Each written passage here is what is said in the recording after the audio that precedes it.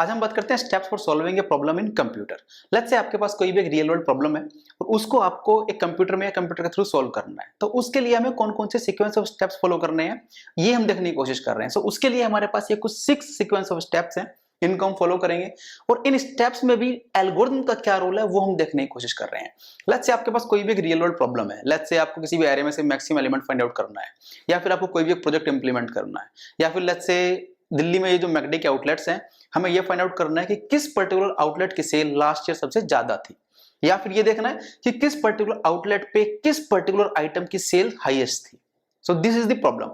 ठीक है, अब इस प्रॉब्लम को सोल्व करने के लिए सबसे पहला स्टेप है that is the define problem. Problem को हमें डिफाइन करना है, उस प्रॉब्लम की स्टेटमेंट को आइडेंटिफाई करना है, उस प्रॉब्लम की रिक्वायरमेंट देखनी है, हमें यह देखना है कि उस प्रॉब्लम को क्या कोई यूजर इंटरेक्शन होने वाला है उस प्रॉब्लम में, या फिर वो प्रॉब्लम किसी डेटा को मैनिपुलेट करेगी या नहीं करेगी, या फिर उस प्रॉब्लम में कौन कौन से पॉसिबल सिनेरियोज हो सकते हैं, कौन कौन से उसमें कंस्ट्रेंट्स हो सकते हैं, या फिर उस प्रॉब्लम का क्या आउटपुट होने वाला है। तो दैट मींस आप उस प्रॉब्लम का पूरा ब्रीफ इंट्रोडक्शन, पूरी उसकी ओवरव्यू लेंगे उस प्रॉब्लम का। ठीक है, सो जब आपके पास उस प्रॉब्लम का स्टेटमेंट या आपने उस प्रॉब्लम को डिफाइन कर लिया है, दिस वाज स्टेप 1। फिर आप क्या करेंगे, स्टेप नंबर 2 पे जाएंगे। स्टेप नंबर 2 क्या कहता है, अब आपको प्रॉब्लम तो पता लग गई अपनी, अब आप इसको सॉल्व करने के लिए कुछ सेट ऑफ स्टेप्स बनाएंगे। दैट मींस आप क्या करेंगे, एल्गोरिथम डिजाइन करेंगे। ठीक है, जब आप इसका एल्गो बनाएंगे इस प्रॉब्लम का, तो इस एल्गोरिथम के साथ कुछ कंसर्न्स हैं। वो कौन से कंसर्न है कि आप कोई भी एल्गोरिथम किसी भी प्रॉब्लम के लिए कैसे डिजाइन करेंगे, और अगर आपने एल्गोरिथम डिजाइन कर लिया है तो आप उसको वैलिडेट कैसे करेंगे, और अगर आपने वैलिडेट भी कर लिया है तो आप उसको एनालिसिस कैसे करेंगे, और एनालिसिस अगर आपने उस एल्गोरिथम को कर लिया है तो आप उसको टेस्ट कैसे करेंगे। ठीक है, सो स्टेप 1 हमने देख लिया, उसकी प्रॉब्लम को डिफाइन कर लिया। नेक्स्ट स्टेप कहता है आपको उसका एल्गोरिथम डिजाइन करना है। अब एल्गो डिजाइन करने के लिए, किसी भी प्रॉब्लम के लिए या कोई भी एल्गोरिथम डिजाइन करने के लिए हमारे पास कुछ कुछ टेक्निक्स हैं, जैसे कि डिवाइड एंड कनकर है, ग्रिडी अप्रोच है, डायनेमिक प्रोग्रामिंग है, बाउंड एंड ब्रांच है, बैक ट्रैकिंग एल्गोरिथम्स है, इससे अलग भी और बहुत सारे टेक्निक्स हैं। ठीक है, ये हम ड्यूरिंग द कोर्स देखेंगे अभी आगे कि कौन सी टेक्निक्स को हम कहां यूज करेंगे, कौन से सिनेरियो में कौन सी टेक्निक जो ज्यादा यूजफुल है। सो इसमें से किसी भी एक पर्टिकुलर टेक्निक पे जो भी हमारे लिए ज्यादा यूजफुल है उस पर्टिकुलर सिनेरियो में, उसके अकॉर्डिंग हम अपना एल्गोरिथम डिजाइन कर सकते हैं। अब आपने एल्गोरिथम डिजाइन कर लिया, अब नेक्स्ट स्टेप ये कहता है आपने जो एल्गोरिथम डिजाइन किया है आपको उसको वैलिडेट करना है, आपको इसकी करेक्टनेस प्रूव करनी है। आपको ये देखना है जो एल्गोरिथम बनाया आपने क्या ये करेक्ट है नहीं है। तो करेक्टनेस इन द सेंस कि क्या ये जो एल्गोरिथम है वैलिड इनपुट पर करेक्ट या डिजायर्ड रिक्वायर्ड रिजल्ट दे रहा है, जो भी डिजायर्ड रिजल्ट है किसी पर्टिकुलर इनपुट पे, वैलिड इनपुट पे क्या वो दे रहा है, ये हमें करना है। इसके लिए भी अगेन हमारे पास कुछ कुछ टेक्निक्स हैं। हमारे पास एक technique counter example, induction and loop invariants. Counter example क्या कहता है, काउंटर एग्जांपल ये कहता है जो भी एल्गोरिथम ने डिजाइन किया है उसके लिए कोई भी काउंटर एग्जांपल ढूंढने की कोशिश करेंगे, कोई भी ऐसा केस फाइंड आउट करने की कोशिश करेंगे जो कि उस एल्गोरिथम में सेटिस्फाई हो या ना हो। अगर वो सेटिस्फाई हो जाता है वेल एंड गुड, नहीं होता है तो दैट मींस कोई वो एल्गोरिथम जो है वो फेल हो गया है, हम उसका नया एल्गोरिथम डिजाइन करने की कोशिश करेंगे। सो इस तरह से हम कर सकते हैं। इसी तरह से सेकंड टेक्निक है induction. Induction this is the principle of mathematical induction. यहाँ क्या कहते हैं, हम लेट्स से हम ये कहते हैं कि उसको प्रूव कर लेंगे कि वो किसी भी केस या इनपुट के लिए, केस 1 के लिए वो ट्रू है, इनपुट 1 के लिए वो ट्रू है, उसके बाद एज्यूम कर लेंगे वो के लिए भी ट्रू है, और फिर k+1 के लिए प्रूव कर देंगे ट्रू।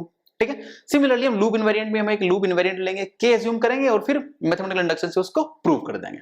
सो इसी तरह से कुछ कुछ टेक्निक्स हैं जो करेक्टनेस प्रूव करती है हमारे पास एल्गोरिथम्स के लिए। ठीक है, एक्चुअली ये जो सब्जेक्ट है हमारा design and analysis of algorithm, ये बेसिकली इन दो स्टेप्स पर फोकस करता है, design and analysis of the algorithm. ये जो 4 स्टेप्स हैं, defining the problem, checking the correctness and then this one as implementation testing, इन पे ज्यादा फोकस नहीं करता, इन 2 स्टेप्स को ज्यादा फोकस करता है। ठीक है, अब आपने अपने एल्गो को वैलिडेट भी कर लिया।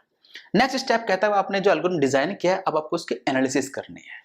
ठीक है, अब ये एनालिसिस बेसिकली क्या कहती है, ये एनालिसिस कहती है कि मुझे ये फाइंड आउट करना है कि उसकी जो एफिशिएंसी है वो कितनी है, उस एल्गोरिथम की जो डिजाइन किया मैंने उसको एस्टिमेट करना है। इससे पहले हम एक चीज देखने की कोशिश करते हैं। लेट्स से किसी भी एक आदमी को या आपको दिल्ली टू मुंबई जाना है, तो आपके पास कौन कौन से पॉसिबल सिनेरियोज हो सकते हैं। माइट बी आप फ्लाइट से जा सकते हैं। अब फ्लाइट में क्या होगा, फ्लाइट में टाइम कम लगेगा लेकिन कॉस्ट थोड़ी ज्यादा लगेगी। सेकंड क्या अल्टरनेटिव हो सकता है, माइट बी आपके पास एक सोल्यूशन ये भी हो सकता है कि आप ट्रेन से चले जाएं। ट्रेन से टाइम थोड़ा सा और बढ़ जाएगा लेकिन कॉस्ट कम हो जाएगी। नेक्स्ट में आपके पास एक अल्टरनेटिव हो सकता है आप बस से भी जा सकते हैं। बस से जा सकते हैं दैट मींस आप अब कॉस्ट और कम हो गई है बट टाइम और थोड़ा ज्यादा बढ़ गया है। अब इसमें से जिस पर्टिकुलर सिनेरियो को भी आप अफोर्ड कर सकते हैं based on the time and cost, आप उस पर्टिकुलर ऑप्शन को ऑप्ट कर लेंगे। लेट्स से आपने ट्रेन को ऑप्ट किया है, ठीक है। सो मेरे पास दिल्ली से मुंबई जाने के कुछ ये 3 अल्टरनेटिव थे। इसी तरह से मेरे पास कोई भी एक प्रॉब्लम है लेट्स से, तो इस प्रॉब्लम को सॉल्व करने के लिए let's say there is a problem P, इस प्रॉब्लम को सॉल्व करने के लिए कुछ अलग-अलग सॉल्यूशंस हो सकते हैं। दैट मींस अलग-अलग एल्गोरिथम्स एग्जिस्ट कर सकते हैं। हो सकता है एक एल्गोरिथम हो A1, एक दूसरा एल्गोरिथम हो A2, ये तीसरा हो A3, हो सकता है A4, माइट भी एक और एल्गोरिथम हो सकता है A5, ठीक है। सो इसमें से मुझे ये देखना है कि कौन सा एल्गोरिथम ज्यादा एफिशिएंट है, ठीक है। सो इसकी एफिशिएंसी चेक करने के लिए हम क्या करते हैं, एनालिसिस करते हैं उस एल्गोरिथम के, ठीक है। अब यहां पर ये एनालिसिस करने के लिए कौन सा ऑप्शन मेरे सुटेबल है मेरे लिए, इसके लिए तो यहां कुछ पैरामीटर्स थे। कौन कौन से पैरामीटर्स थे, टाइम और कॉस्ट। तो इसी तरह से एल्गोरिथम की एफिशिएंसी चेक करने के लिए भी कुछ कुछ पैरामीटर्स होंगे। हो सकता है कि एक पैरामीटर हो सकता है कि उस एल्गोरिथम को एग्जीक्यूट करने के लिए, रन करने के लिए कितना टाइम लग रहा है, या फिर उस एल्गोरिथम को रन करने के लिए कितना स्पेस रिक्वायर्ड है, या फिर उस एल्गोरिथम के एग्जीक्यूशन में कितना कम्युनिकेशन और बैंडविड्थ यूज हो रहा है, या फिर उस एल्गोरिथम के लिए रन होने के लिए कितना हार्डवेयर यूज हो रहा है। सो इसके लिए there can be various parameters. Out of all those parameters मेरे लिए दो प्राइमरी पैरामीटर्स और फैक्टर्स हैं। The first one is the time complexity and second one is the space complexity. Time complexity क्या कहती है कि इस एल्गो को, किसी भी एल्गो को रन होने में, एग्जीक्यूट होने में कितना टाइम लग रहा है, ठीक है।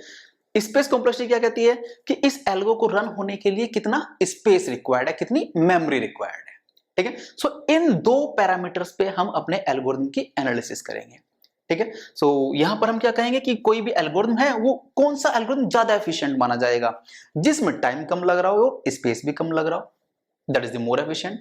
जिस एल्गोरिथम में टाइम ज्यादा लग रहा है, स्पेस भी ज्यादा लग रहा है, दैट इज नॉट एफिशिएंट, ठीक है। सो इन दो पैरामीटर्स पे, इन दो फैक्टर्स पे हम देख लेंगे कौन सा ज्यादा एफिशिएंट है। सो दैट मींस कि जो हम एफिशिएंसी फाइंड आउट कर रहे हैं इन दो पैरामीटर्स के टर्म्स में, हम ये देखने की कोशिश कर रहे हैं कि इसमें से कौन सा एल्गोरिथम बेटर है। दैट मींस हम कंपेयर करने की कोशिश कर रहे हैं।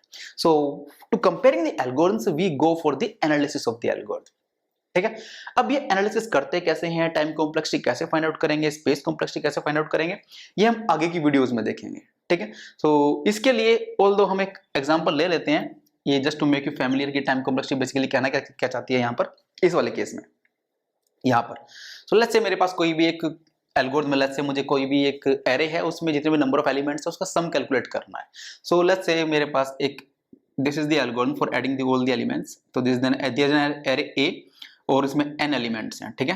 तो इसमें मैंने एक वेरिएबल डिक्लेयर किया सम को मैंने 0 से इनिशियलाइज किया, फिर मैंने एक लूप चलाया, इसको आप फॉर लूप ले सकते हैं यहाँ पर, for i is equal to 1 to n, ठीक है।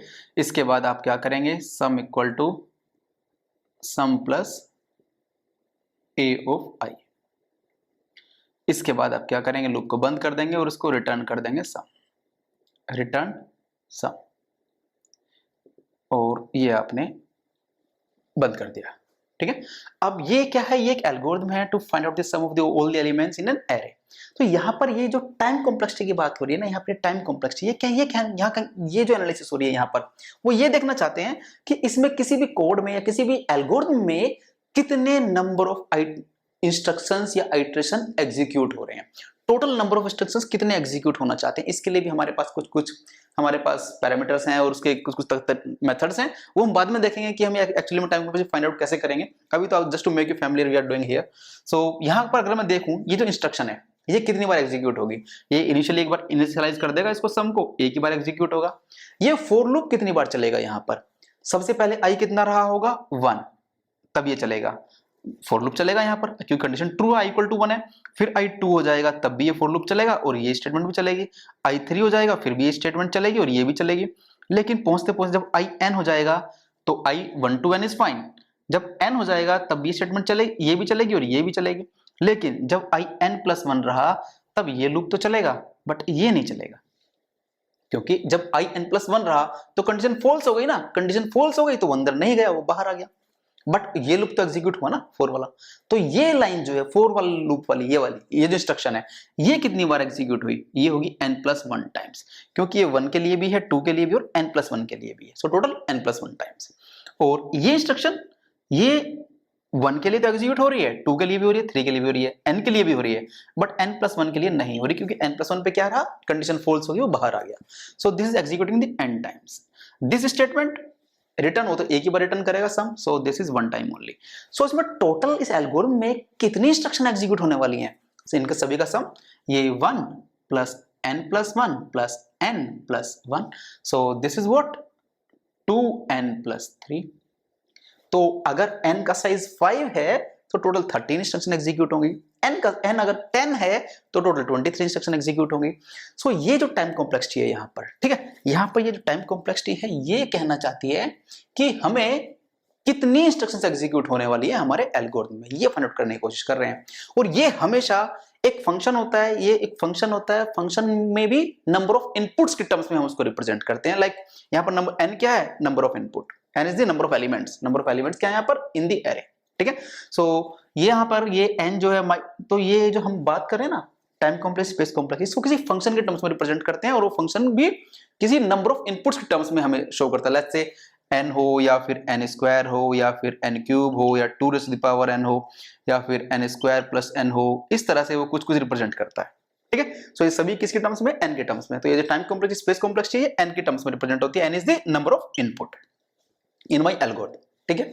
चलें, तो अब मैं यहां से ये देख सकता हूं कि कौन सा एल्गोरिथम जो बेटर है उसको मैं ऑप्ट कर लूंगा और ये सिलेक्ट कर लूंगा। और अगर कोई जो एल्गोरिथम मैंने डिजाइन किया है वो एफिशिएंट नहीं है तो उसको और ज्यादा एफिशिएंट बना सकता हूं, कर सकता हूं। अब एक बार जब एल्गोरिथम आपका बन गया, एल्गोरिथम आ गया, अब आप क्या करेंगे, इस एल्गोरिथम को नेक्स्ट स्टेप में इंप्लीमेंट करेंगे। इंप्लीमेंट इन द सेंस, अब ये एल्गोरिथम आया, अब आप उसको इंप्लीमेंट करेंगे। This is the next step. So fifth step कहता है आप उसको इंप्लीमेंट करेंगे। इसको मैं यहां से थोड़ा रफ कर देता हूं, थोड़ा स्पेस आ जाएगा हमारे पास। तो यहां पर जब हमने उसको इंप्लीमेंट कर लिया, इंप्लीमेंट में क्या होगा, ये जो एल्गो हमने डिजाइन की है इस एल्गोरिथम का प्रोग्राम में कन्वर्ट करेंगे या कोड में कन्वर्ट करेंगे, ठीक है। किसी भी प्रोग्रामिंग लैंग्वेज में हम उसको कोड कर लेंगे और ये काम कौन करेगा, प्रोग्रामर करेगा, ठीक है। यहां ये प्रोग्रामर क्या करेगा, इस एल्गो को प्रोग्राम में कन्वर्ट कर देगा, कोड में कन्वर्ट कर देगा। एक बार जब वो कोड में कन्वर्ट हो गया, इसके बाद वो कहां जाएगा, फिर वो जाएगा कहां पर, मेरे पास कंप्यूटर पर। अब वो कंप्यूटर पर एग्जीक्यूट होगा, यहां एग्जीक्यूट होगा वो, ठीक है। ये कंप्यूटर कैसे एग्जीक्यूट करेगा, एक्चुअली वो टेस्टिंग करेगा। जैसे एग्जीक्यूशन हो रहा है कंप्यूटर पे, ये टेस्टिंग हो रही है यहाँ पर, ठीक है। So this is the 6 steps is testing, होगी कहां पर, कंप्यूटर पर। ये कंप्यूटर कैसे करेगा, इसको कुछ भी एक इनपुट दिया जाएगा और ये इस इनपुट के करस्पॉन्डिंग कुछ भी आउटपुट जनरेट करेगा, ठीक है। सो यहाँ पर जो टेस्टिंग होगी, टेस्टिंग में बेसिकली यहाँ पर हम कैसे करते हैं टेस्टिंग, हमारे पास कुछ कुछ अप्रोचेस होते हैं, डीबगिंग एंड प्रोफाइलिंग, ठीक है। सो यहाँ पर ये क्या करेगा, देखो यहाँ पर ये जो एनालिसिस हो रही थी, ये एनालिसिस हो रही है थ्योरेटिकली, ठीक है, पेन एंड पेपर पे, ठीक है। बट ये एनालिसिस जो हो रही है टेस्टिंग, ये कहाँ हो रही है, सिस्टम पर, एक्चुअल कंप्यूटर पर, ठीक है। सो यहाँ पर हम टेस्टिंग कैसे करेंगे, हम कुछ कुछ उसके लिए टेस्ट केस देंगे, उनको फॉल्स करने की कोशिश करेंगे या एक्चुअल आउटपुट से कंपेयर करेंगे कि आउटपुट ये आना चाहिए नहीं आना चाहिए। सो यहाँ पर ये जो दो स्टेप हैं, करेक्टनेस और एनालिसिस, ये हो रहे हैं बिफोर द एग्जीक्यूशन। यहाँ पर जो टेस्टिंग में यहाँ पर ये जो करेक्टनेस हो रही है या फिर एनालिसिस हो रही है, that is on the system, on after execution, ठीक है। सो हमारे पास ये 6 स्टेप्स हैं किसी प्रॉब्लम को सॉल्व करने के लिए। अब किसी भी एल्गोरिथम के लिए दो तरह की एनालिसिस होती है, ठीक है। एक एनालिसिस होती है प्रायोरी एनालिसिस, सेकंड होती है पोस्टीरियरी एनालिसिस, ठीक है। अब इन दोनों में डिफरेंस हमें देखना है कि ये बेसिकली क्या कहना चाहते हैं। प्रायोरी एनालिसिस कहती है, प्रायोरी means prior means before execution, जब वो सिस्टम पे एग्जीक्यूट नहीं हुआ है, दैट मींस वो इस एनालिसिस की बात कर रहा है यहां पर, ठीक है। सो वो ये जो एनालिसिस हो रही है ये कहां हो रही है, बिफोर एग्जीक्यूशन हो रही है। तो this analysis is known as priori analysis, ये जो हमने किया है यहां पर, ठीक है। ये हम करके देखेंगे अभी नेक्स्ट वीडियोस में, हम देखेंगे कि कैसे हम ये टाइम कॉम्प्लेक्सिटी और स्पेस कॉम्प्लेक्सिटी फाइंड आउट करते हैं, बाद में देखेंगे, अभी ये सेपरेट टॉपिक होगा, ठीक है। तो यहां पर ये जो एनालिसिस हो रही है इससे पहले, एग्जीक्यूशन से पहले, that is the theoretical analysis, ठीक है। इसका कोई भी रियल टाइम डेटा जो है उस पे एनालिसिस नहीं हो रही है, पेन एंड पेपर पे एनालिसिस हो रही है, थ्योरेटिकल एनालिसिस है। So this is the analysis before execution, but posteriori analysis is the analysis after execution. ये सिस्टम पर हो रही है क्योंकि यहां पर मैं उसको बिल्कुल रियल वर्ल्ड डेटा दे रहा हूं और बिल्कुल एक्सपेरिमेंटल है वो, ठीक है। तो this is like empirical analysis and this is the theoretical analysis. Second difference is कि this analysis is performed on the algorithm, क्योंकि यहाँ तक algorithm अभी तक कोड में तो बना नहीं है, कोड में तो यहाँ पर जाना फिफ्थ स्टेप में गया, but this analysis is performed on the program, ठीक है, क्योंकि यहाँ पर ये जो क्या हो रहा है, ये जो टेस्ट हो रहा है, ये प्रोग्राम में तो टेस्ट हो रहा है यहाँ पर. Next this analysis provides the estimated value, approximate value, ये एग्जैक्ट नहीं दे रहा. यहां पर ये जो मेरे सिस्टम पे रन होगा, इस एनालिसिस में सिस्टम तो एग्जैक्ट बता देगा कि 0.3 नैनो सेकंड लग रहे हैं या फिर 0.4 नैनो सेकंड लग रहे हैं या 100 नैनो सेकंड लग रहे हैं या सेकंड्स लग रहे हैं, कितने सेकंड्स लग रहे हैं, 10 सेकंड्स लग रहे हैं, वो तो एग्जैक्ट देगा बिल्कुल सिस्टम पे एग्जीक्यूट होने वाला. बट ये क्या देता है, एस्टिमेटेड वैल्यूज, कि लेट्स से अगर आपका साइज n है तो माइट भी आपको इतना टाइम आएगा आपका 2n+3, अगर n आपका अगर कुछ भी n है तो माइट बी 2n² + 5 आ सकता है, कुछ इस तरह के एनालिसिस. ये मुझे क्या दे रहा है, एस्टिमेट करके दे रहा है, ये मुझे क्या दे रहा है, बिल्कुल एग्जैक्ट वैल्यू दे रहा है. यहां पर ये क्या है, इसके लिए जो हम ये टाइम और स्पेस को रिप्रेजेंट करते हैं, ये होती है asymptomatic notations, asymptotic notation. Asymptotic notation क्या कहती है कि ये जो नोटेशन है, एक्चुअली हमारे पास ये कुछ नोटेशंस हैं, ये कोई भी लीनियर फंक्शन है, इसको हम लिख सकते हैं ऑर्डर ऑफ n², इसको हम लिख सकते हैं ऑर्डर ऑफ n. ये ऑर्डर ऑफ क्या होता है, ये कुछ नोटेशन है, एसिम्प्टोटिक नोटेशंस हैं, इनके बारे में हम बाद में बात करेंगे. बट यहां पर ये क्या रिप्रेजेंट करता है, एक्चुअली ये इसको आप ऐसे समझ सकते हैं कि ये जो प्रायोरी एनालिसिस है वो किसी भी फंक्शन में रिप्रेजेंट करेगा, और वो फंक्शन भी किस में रिप्रेजेंट करेगा, नंबर ऑफ इनपुट्स के टर्म्स में. बट यहां पर ये क्या बताएगा, यहां पर ये तो बता देगा एक्जैक्टली इतने सेकंड लगे हैं, इतना बाइट्स, इतना नंबर ऑफ बाइट्स यूज हुआ है. So this is the difference between these two. ये क्या देता है मुझे, एसिम्प्टोटिक नोटेशंस. ये क्या देता है, एग्जैक्ट सेकंड्स और बाइट्स. यहां पर ये क्या कहता है, अब ये जो एनालिसिस हो रही है, ये क्या किसी भी इंप्लीमेंटेशन पे, हार्डवेयर पर डिपेंडेंट है, नहीं, ये तो अभी तक सिस्टम पे गया ही नहीं है. तो यहां पर तो क्या है, ये एनालिसिस हमेशा ऐसे ही एक ही उस पे पेन एंड पेपर पे हो रही है before execution. So this is the independent of the language and the hardware. But यहां पर ये जो एनालिसिस है, ये तो यहां पर हो रही है, सिस्टम पे एग्जीक्यूट हो रही है. सिस्टम पे एग्जीक्यूट हो रही है मींस ये क्या हो सकती है, तो डिपेंडेंट हो जाएगी सिस्टम पे, इंप्लीमेंटेशन ऑफ लैंग्वेज पे. कैसे कि हो सकता है कि मैं इसी एल्गोरिथम को सी में इंप्लीमेंट करूंगा तो माइट भी वो अलग टाइम लेगा, जावा में इंप्लीमेंट करूंगा अलग टाइम लेगा, किसी और प्लेटफॉर्म पे अलग टाइम लेगा, या माइट भी वो ऐसे भी हो सकता है कि एक सिस्टम पे है तो कोई भी सिस्टम, मैंने उसको पेंटियम पे रन कराया, माइट भी उसने केवल 3 नैनो सेकंड लिए. सेम एल्गोरिथम को या सेम कोड को मैंने किसी अच्छे दूसरे सिस्टम पे लेके जा रहा हूँ, लेट्स से मैं उसको i7 या i5 पे लेके जा रहा हूँ, सो वो माइट बी 0.1 नैनो सेकंड में ही हो जाए, 0.1 नैनो सेकंड में ही हो जाए, ऐसा भी हो सकता है. So this analysis is dependent on the language and the hardware, but this one is not dependent. Next, here results are same for every system, but यहाँ पर results will differ from system to system. यहाँ Pentium पे ये है, ये might be यहाँ पर i7 पे i5 पे कुछ अलग results दे सकता है. So this is the difference between these two analysis. Well, in the next video we will be seeing the difference between the algorithm and the program. Video अगर पसंद आई तो लाइक करें, सब्सक्राइब करें और शेयर करें. Thank you.